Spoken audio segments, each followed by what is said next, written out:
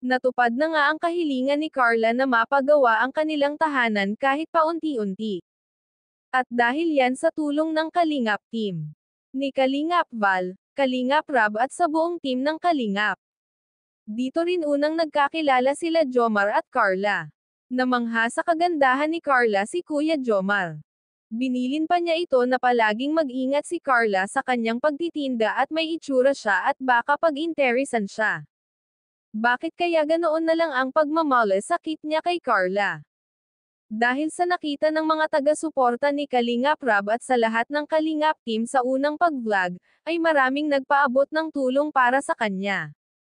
Mapapansin din na nahihiya si Carla simula nang makilala niya si Jomar sa Team Kalingap. May hiling si Jomar kay Carla, sana ay maging kaibigan na silang dalawa. Nuan, alam mo yung kung ano yung isa? Yung pagmamahal? Oh, grabe, napakamahiyain talaga to ni Carla.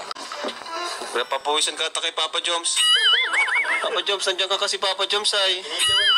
Iniilawan. Ito na kaya ang simula ng kanilang serye. Maging kampante kaya si Carla kay Kuya Jomar. Mapapansin natin mga kalingap na medyo mahiyain si Carla lalo na pag si Kuya Jomar na ang kaharap. Mga kalingap ikinalulungkot naman ng team nila Kuya Rab sa nalaman nila papaalisin na pala sila Carla sa kanilang lupang tinatayuan. Nabinta na din kasi ang lupang tinitirhan nila. Kung baga naghihintay na lamang sila kung kailan sila mapaalis. Kaya sana makaipon pa ang Kalingap team ng pondo para makahan na sila ng lupang malilipatan nila Carla. Mga Kalingap, sana ay tangkilikin nyo pa ang panonood ng ating video para malaman natin kung ano pa ang susunod na kwento.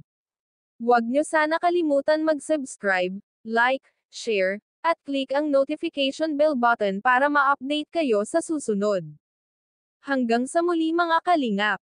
God bless sa inyong lahat.